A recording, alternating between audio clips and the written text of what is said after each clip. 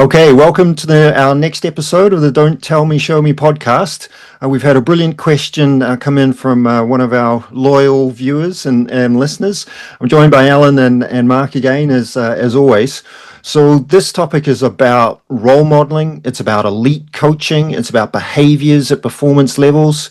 Do you have to coach in a certain way to be a great coach at that level, or can you find a different path? So let's cut to the question. Hi there. My name is Billy Fuflias. I'm coaching for Edinburgh Hockey Club. Recently started my PDS journey with Mark Bennett, committing myself to change my coaching approach and my coaching philosophy. So I would like to ask you guys a question. And it's not only on basketball, it's on many sports, in football as well, in other sports too. Most of the top level coaches have this coach-led approach that is very, very strict, and many times the behavior towards their staff or their players is not what we say acceptable. It's not even acceptable on that level. So my question is, why do these coaches choose to have this sort of approach? So Billy raises a great question there about role modeling, about who you need to be at a performance level. Do you have to always be that kind of demanding coach-led approach, or can you take a more kind of needs-based, caring-based approach at that elite levels? So Alan, you were name-checked in the question there. Billy is obviously interested in how you're coaching at the European Championships. So what's your first impression? What's your first take? I guess, Billy's talked about, the perception of what it is to be a pro coach versus a youth coach, or a less serious coach. Like, you're not getting paid big money, and you may not be on the television screen on the weekend when you're coaching, and the disparity between both, and do you have to coach a certain way at a certain level to get results? And I think we faced that comparison a lot, Simon. And I know Mark's going to really dig into the weeds in a minute around why you don't have to adopt your approach based on the level, because when you're pursuing excellence, there's core foundational factors that can get you to the desired outcome you have, even though the context is different. But I'm going to take it a different angle. I think it's about control. I think there's an element of control we could dig into in this conversation, and maybe we'll come back to it, actually, because I might be starting too deep. I might be going down too many levels. No, go for it. But regarding the concept of control, I think when you have feelings around, when you're anxious about potential outcomes, you tend to grasp onto it stronger, and you tend to try to take a bit more control than maybe you need to, than you definitely need to in most cases, I would say. So what I would encourage coaches is to actually dig down into that. Like, why are you behaving the way you're behaving? Is there a link to control being a driving factor in there? And then is there links to that where you go, right, well, how can I give up control, or how can I pull back from that and still pursue the desired outcome I have? And my recommendation would be preparation. If you're really prepared, I think you can enter any level of competition, like I did at the European Championship, and not feel like I got to be in control of everything. Because the reality is you can't be in control of everything. It's only a perception, and it's a hurdle that will trip you up eventually. You go so long with it. So that would be my starting point. What's the driver of certain behaviors on the sideline at a certain level?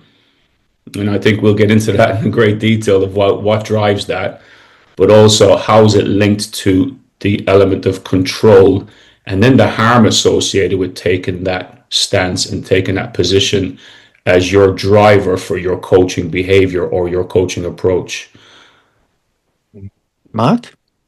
Mark's chomping at the bit right now. I can just tell you, he's going to go for about 15 minutes here in response. I'm chopping up in my head which bit to go first on.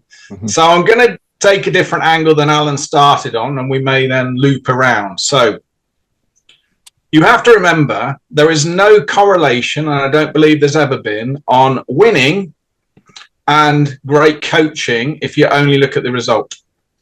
So if you looked at top NBA teams, but in any sport, Premiership football, whatever it may be, the teams that generally win the most generally have the best players, tend to have the biggest budget. They're normally in their performance cycle where they've got their players starting to peak, and a lot of teams go through that peak of cycling when they start to win championships.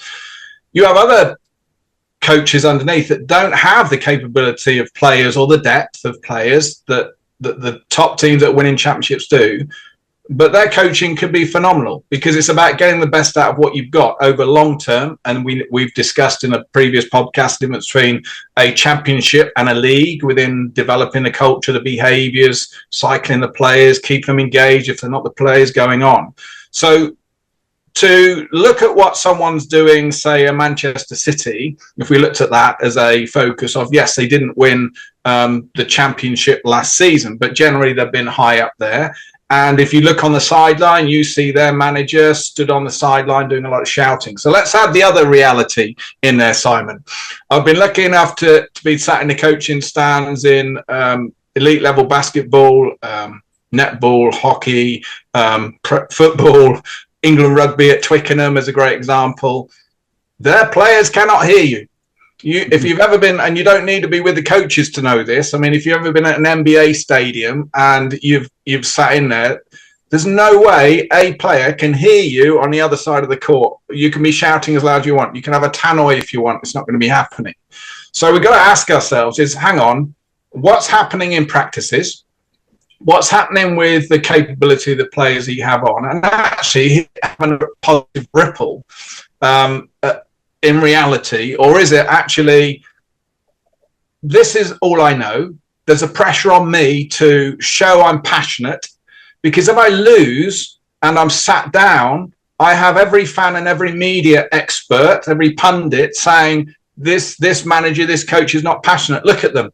Yeah. Because unfortunately there's an unfair correlation between jumping around, losing your state, venting at the referee calls at the players, and passion.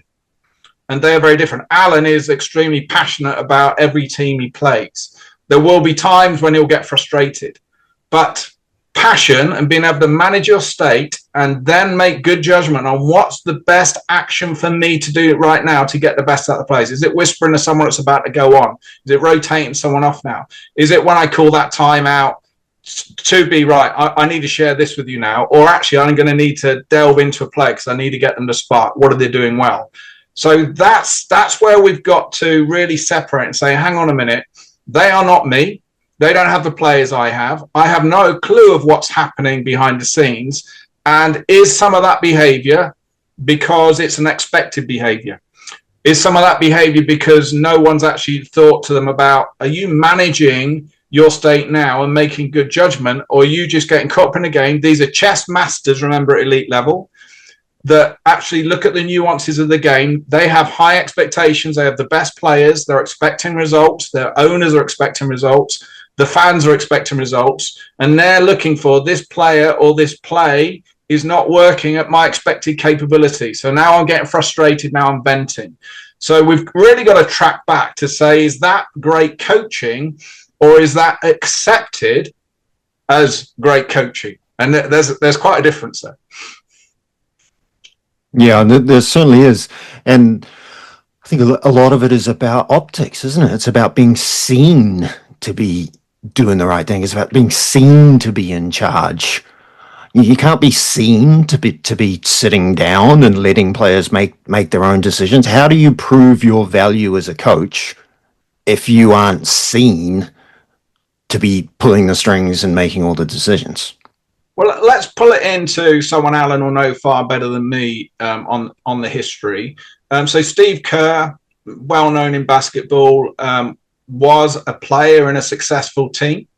Wasn't the best player in a successful team, but he was an example of a player that in that time as a player, he clearly recognized that's great coaching. That's peer-to-peer bullying. If I ever get to be a coach, I want to keep this. I don't want to keep it. And then look at who did he sit under when he went on his coaching journey? I mean, who were the main people that influenced him, Alan? Phil Jackson, Yeah. who he played for sure. Greg Popovich. Greg Popovich for sure, yeah, who he played for. And there's an American football coach that the name escapes me that he references quite often. But they all have a common thread. These people, they are people-centered people in terms of how they go about their coaching. You know, they put the person at the center of what they do. Greg Popovich is widely known for that, and you guys would have seen numerous interviews with him and his approach. And he also cracks the whip. You know, he's a great barometer for we talk about a need-centered approach to coaching. You know, here's a guy who, you know, will drive across the country to go visit a player whose parent is ill in hospital because he cares about the person. But he'll also crack the whip with that player if he feels that that's necessary at that moment in time. And, you know, I've spent a lot of time listening to the retired players like Tim Duncan and Tony Parker, and these guys talk about Popovich and learning a lot about coaching. And they don't say anything about the tactics. You know, it's not about they play the most beautiful offense probably ever seen in the NBA over the last number of years when they were in their prime. I mean, the ball movement, the player movement was just unmatched. And everybody knows that. Everybody's seen that, the beautiful game. But actually, they don't talk about that at all. They don't talk about that very much. They talk a lot about how he, you know, treated them as human beings. Now, if you connect to that, what Steve had, two things. He had an experience of people that were influencing him, and he had an experience of being in an environment of being coached that way. His other point was how his perception of those environments and how sharp he was at reflecting and thinking, what do I need to take and what do I not want, and grow that way. And that's where he's grown into the coach he has. You look at some of the European basketball coaches, because I know that was in the question, is look at where they may have had their experiences as a player. How were they coached? And then when they were assistant coach, what was their head coach? And if all they've ever known is, you know, this is, we're drilling this, we're playing this, right, I'm telling you to do this. And then players learn that culture of, okay, yeah, okay, I'm going to do that. I'm going to nod. I'm not going to challenge you. And you may get that obviously in practice. But then on the sideline, that's what you see. But if every coach is doing that, and here's another frustration. I'll diversify a little bit, but bear with me. 2 points. One, I was lucky enough to be at an NBA game. Popovich called a timeout. I think it was in the first minute, 90 seconds of the game. And he was doing what you said, Alan. He was going, we are not committing right now. This is unacceptable. We play at our standards. This is not our standards. We're going again. And it was very direct. But he was saying, no, not good enough for us. I'm going to use one of my timeouts now very quickly. And sure enough, they went out and they started to perform better. Let's go back to, this is a diversify bit. Numerous, Netflix is a great example, and social media. We see videos of motivational speeches in a changing room. And then we see that team going on to win that match. And then we go, oh my God, how phenomenal, motivational is that coach? What we don't see is the other 11 times that season when that coach has done the same motivational speak and that team underperforms and loses. Because what we're looking for is magic moments. So social media and media does not share the correlation between, hang on a minute, this, when we're saying, look, well, that coach is winning, they coach that way. One, we haven't seen them coach. We're just seeing in a match. Secondly, we don't talk about when they underperform. We only connect when they win. So what about all the teams that are consistently losing and the coach you see using the same approach? What are the teams that actually, when they lose, but they're a championship winning team, that coach is still using that same approach? So we can't say, well, actually, that must be the most effective way. And I think there's a difference between a team wins, so therefore let me model what I see of the coach, and I don't see the whole thing. That team isn't winning, so therefore the way that coach is coaching must be wrong, because of the capability of the players and the depth. And I think we've really got to separate that, especially if grassroots coaches are thinking that's good coaching, that's how I should model it. We don't see what they're doing in practice. And I've been lucky enough to be in practice with Premiership football teams, Premiership rugby, netball, basketball, etc., etc. And a lot of the coaches that are passionate on the sideline are not that in practice. Are very detailed. They have their assistant coaches working on specifics. Yes, some are a bit too drill processed, but What you see is the individuality of the nurturing, the cultivating for understanding, the clarity. What you often see as a match is high expectations of the coach, not seeing them, and now I've got to vent. Referee is manipulating the game. I don't agree. You're killing us, referee. I'm venting at the referee. I'm getting emotional. So the separation, I think, is important as well. Simon, can I put you on the spot here to speak a bit on a point I'll raise here around identity, coaching identity, and coaching, how coaching a certain way at a certain level could be connected to the coaching identity of that person. And it's, you know, in some ways, I guess what we've identified here that we've noticed, and Billy's the one that brought it to the table with his great question around how coaching at the pro level is generally, or for the majority of the coaches we observe, they behave a certain way. And a lot of it's around control and being quite a pace setter and very directive. What's your thoughts on that being connected to a sense of identity, coaching identity? And that's pretty much across the board at that level. Yeah, I think what I've seen in coaches is sometimes they try to change their behaviors, but if that conflicts with their identity, their sense of who I am as a coach, then identity wins every time. Like you can change behaviors maybe in the short term and for a while, maybe even for a season if it's the right context. But if it's not accompanied with a change of beliefs about how sport should be played and what role people should have in it, and including the rights of the players as people, and then not accompanied with a change in identity of understanding who you are in that social context, then identity wins every time and you're just going to regress at some point. So this is where coaching, you know, that famous Pat Riley expression, you know, adversity introduces the man to himself. Well, if we apply that to coaching, you know, performance coaching, being under the spotlight and feeling that pressure, it introduces the coach to themselves at that moment, to their sense of identity. And it's not always about control either. Like we can see some young modern coaches using constraints-based approach or some sort of new-based methodology, which has a lot of value to it. But then if that becomes your identity, then you're not able to meet the needs of players in certain situations when that kind of trigger-based offense or just concept-based offense, for example, in basketball, just isn't going to work and the players need something else. But my identity stops me. Or you might hear, I coach a particular style of play. And if your team actually requires a different style of play and that's contrary to what you fundamentally believe, then you've got to overcome all these other obstacles just to make a simple cognitive decision to go in a different direction.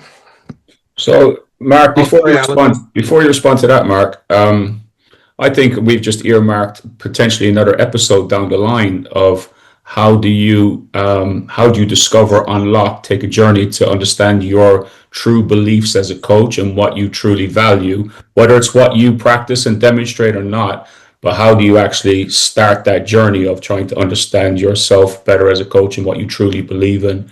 But I think I'm just earmarking another episode. Mark, over to you.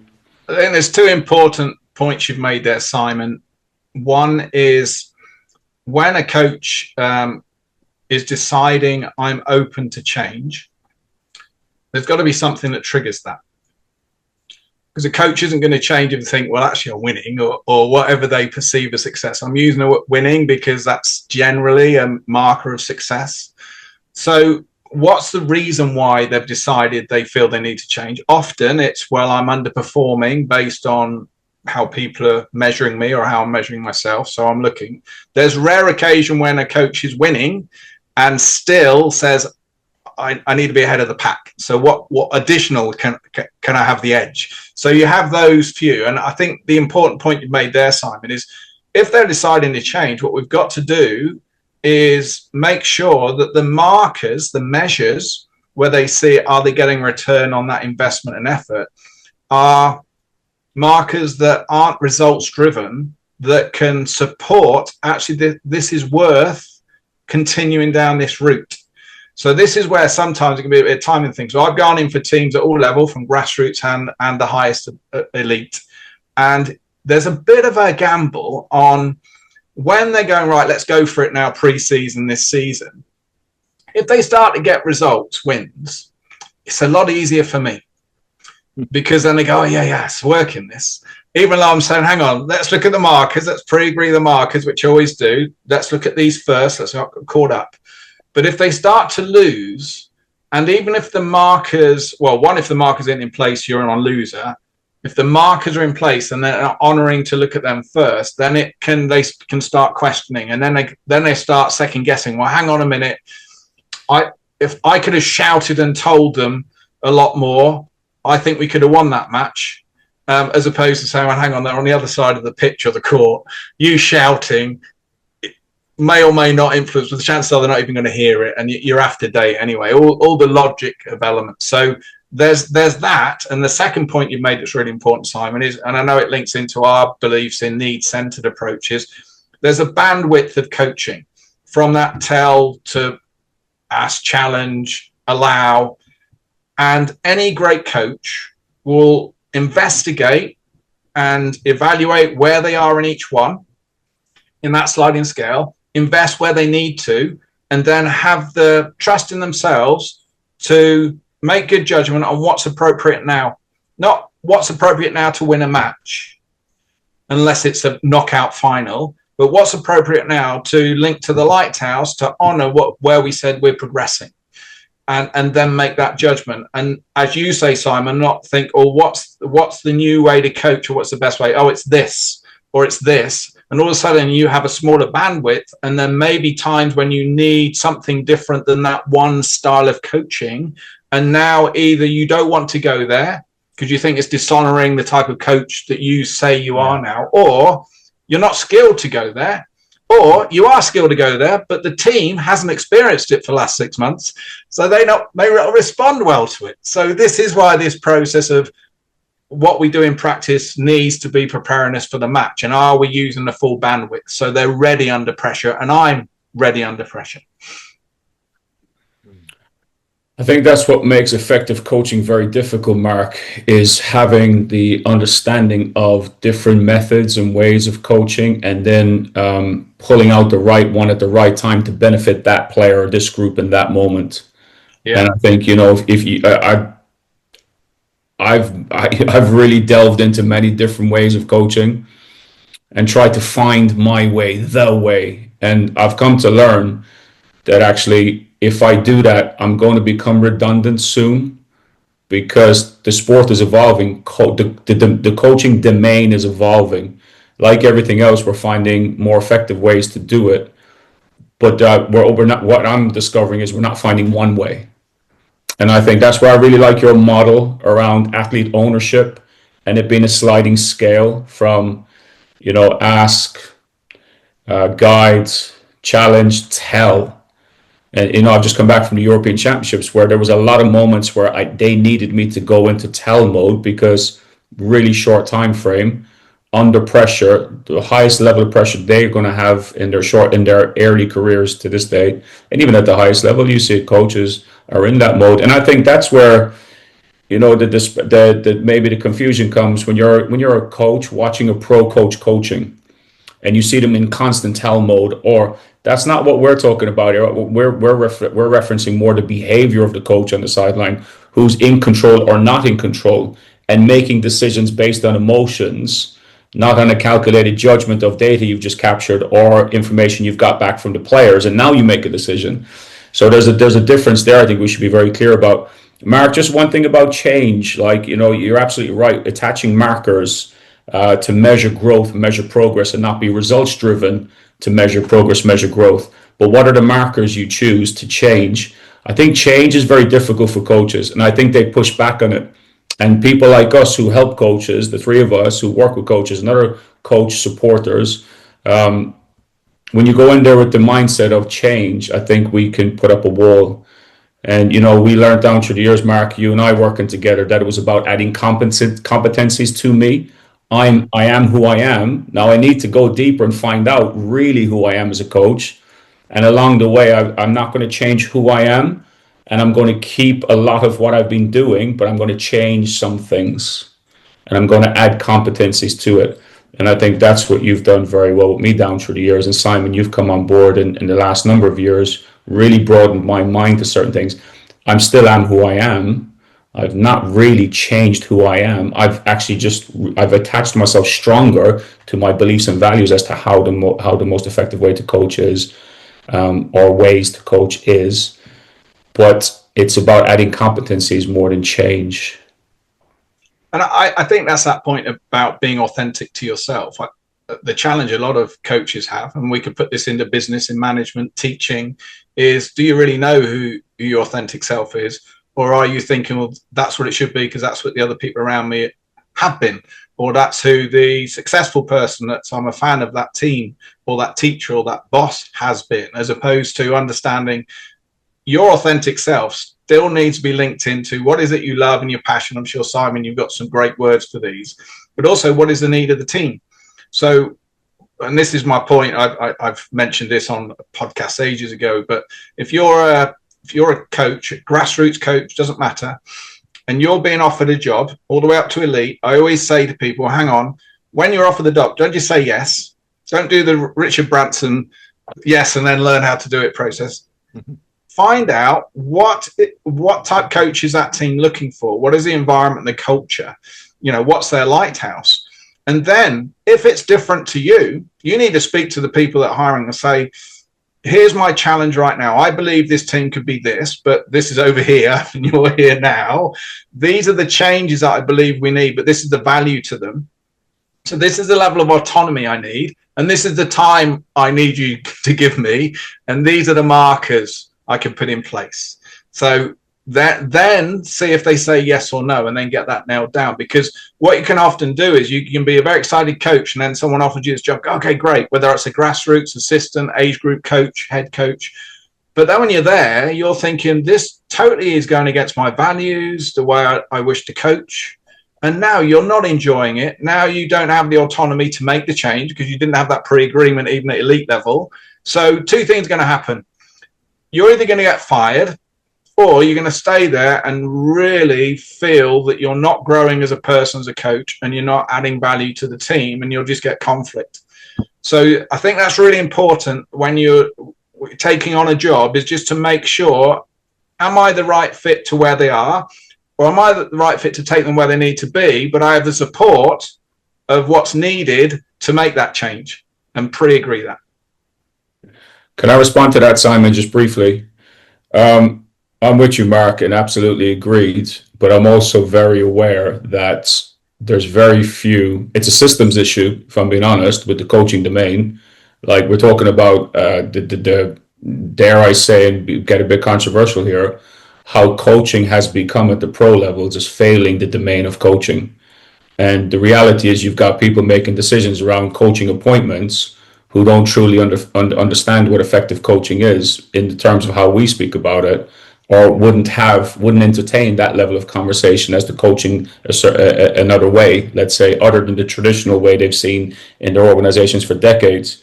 So I feel really sad for coaches in many ways who are depending on it for a full-time job, and that's their salary earner, mortgage payer, family provider, because they may have to go, do you know what, I got to park my values, I got to park my beliefs because I need a job, and this club is offering me the job. So it's really difficult, and I think we're fighting a big beast here about demonstrative, egotistical driven, coach control driven ways of coaching that decision makers actually embrace. It's really challenging. And I guess it gets back to, as well as you said, the people recruiting, do they really know what they need for the team, and are they setting fair expectations? Premiership football's terrible for it. It's seeping into other sports where if you don't get the results, they think, right, we need to fire you and we'll get someone else in, and the stimulus of change will get us some results. And sometimes you get that blip and then you're back to where you were before and they fire someone. But the problem is when they're hiring, they're looking for people with experience.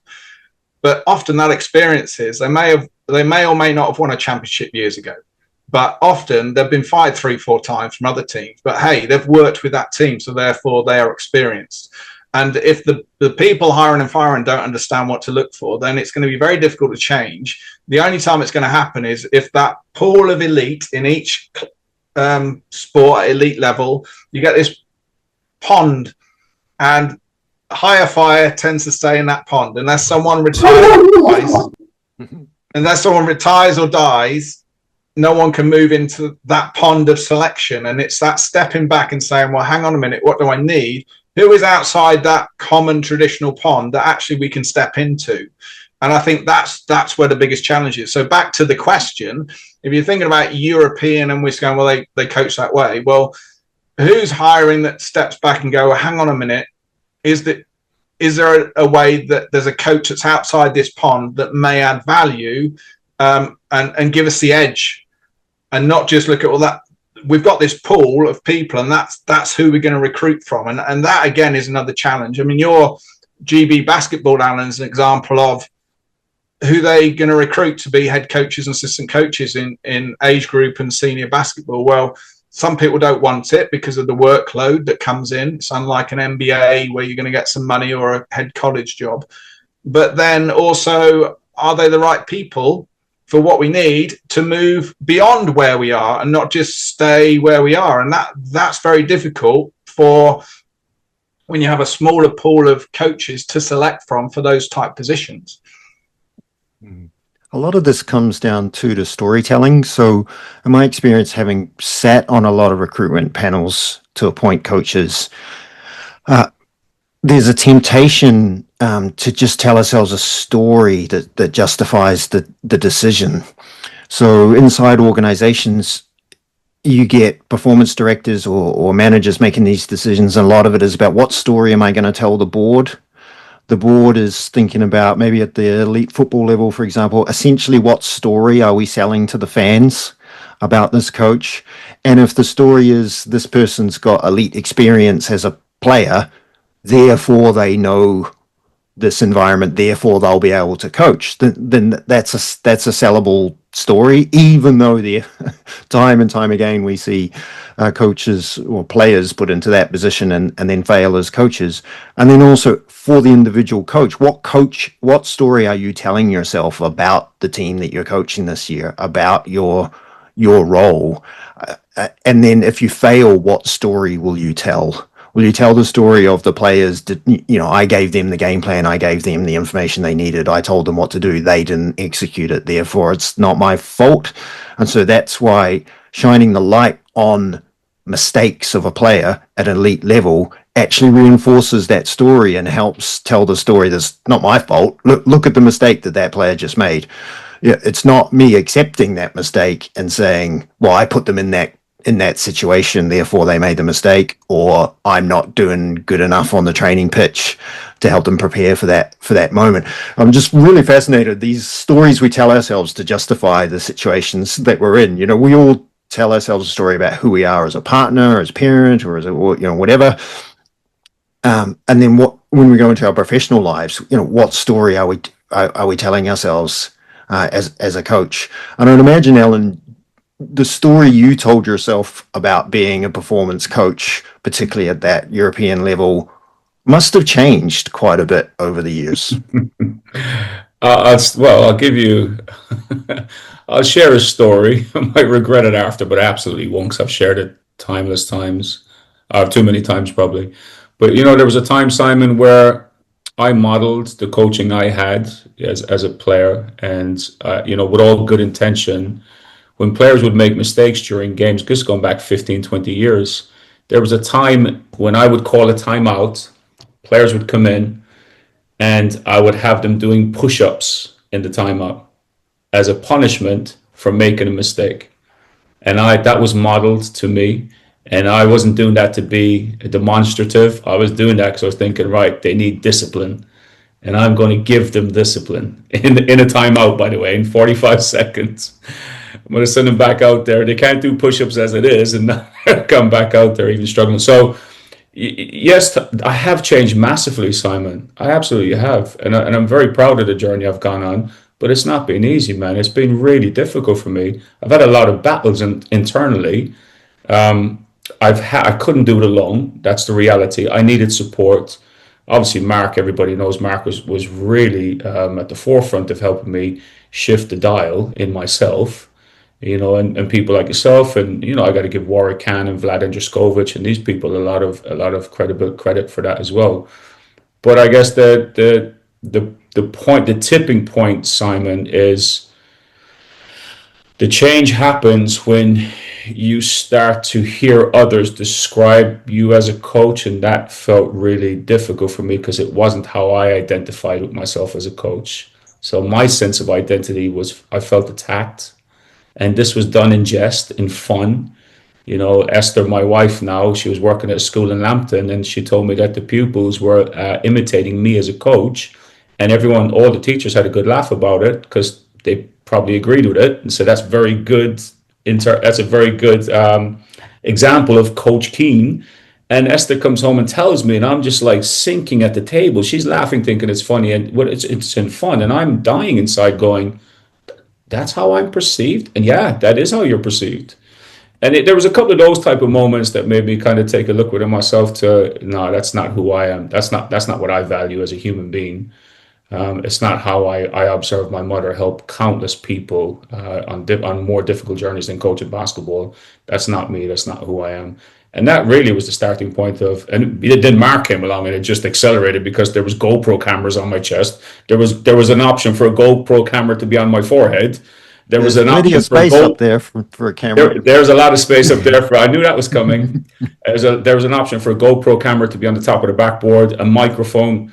And Mark actually came along to one of our national team camps, and it was the first time I've experienced this. I had a camera on me. He had a headpiece on him. He could hear every word. Above in Leeds, Mark. He could hear every word I was saying. Talk about a high level of vulnerability. That's why what I'm signaling here is that this is not easy, man. Like we're talking about shifting behaviors that have been ingrained, modeled to us. Number one, we've been coached through that way. Number two, and number three, that's something we've practiced and done for a number of times. So can you imagine a high-level EuroLeague coach being on this call right now, and we're talking about their coaching behavior on the sideline? Oh, there's a better way to do it. Do you want to know about it? These guys are going to go, who are you guys to tell me this? I've got 4 EuroLeague titles. I've got 7 ACB titles, and I'm an Olympic coach. Who are you to tell me this? And I think that links back to the question, Alan, is we've got to understand is what is success for us if we're a grassroots coach or a club coach or an age group coach.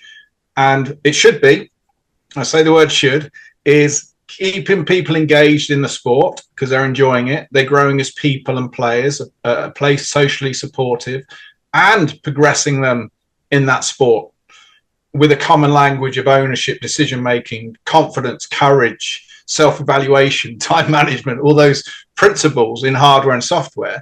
Well, now let's flip that to whether it's the European basketball coach, we're looking at the elite level, Premiership football, etc.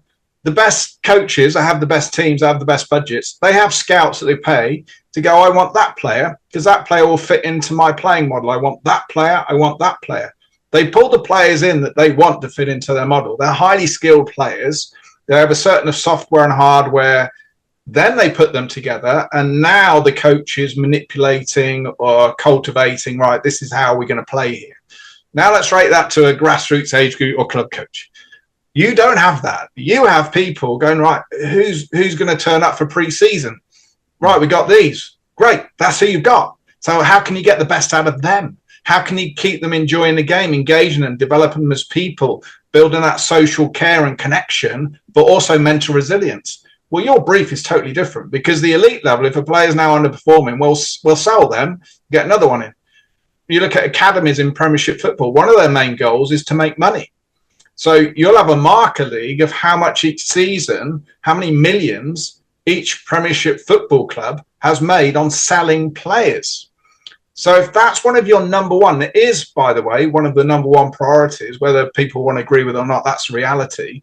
Well, that's a slightly different benchmark on how do we need to coach and build, because we're looking to sell to make money, to invest, to promote our academy.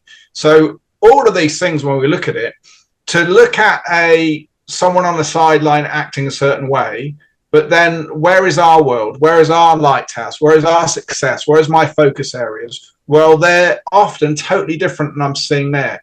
So now I've got to understand is how can I get the best out of the players I'm working with based on my success criteria of engagement, keeping them in the sport, all the elements I've spoke about, and getting them to improve in their performance on the pitch, on the court. Well, Mark, I think that's a great place for us to finish this podcast. It sounds like can I add one, Simon? Yeah. Just one more. Just linking back, because we use Steve Kerr. Do we all remember when Steve was playing in a match and he let the players do their own timeout? Yeah, yeah. And how much negativity did we get on social media? And because Steve did that in a match without understanding what and why he was doing it. Yeah. Yeah, I mean that's a really good example of a coach who's breaking the mold, but still gets a lot of criticism for it. And there's a certain stereotype of successful coaches, particularly I see in American college systems, that is slowly changing because power structures are changing with NIL and etc. There's a lot more player power now and the transfer portal, etc. So players just aren't accepting that type of coaching in the way they were forced to accept it in the past, and so that style is changing, but it's changing because the context and environment and conditions are changing, not necessarily because coaches have made conscious efforts to change who they are. But hey, that could be a part 2 maybe. I'm sure there's going to be a follow-up to this. So let's draw a line under this podcast. Thanks for joining me again. We went really deep there in a way that I think is really actually still quite applicable for coaches, and I really encourage coaches out there to really consider what stories are you telling yourself? What's your identity as a coach? And is that meeting the needs of the people you coach? So thanks, Alan. Thanks, Mark. Thank you.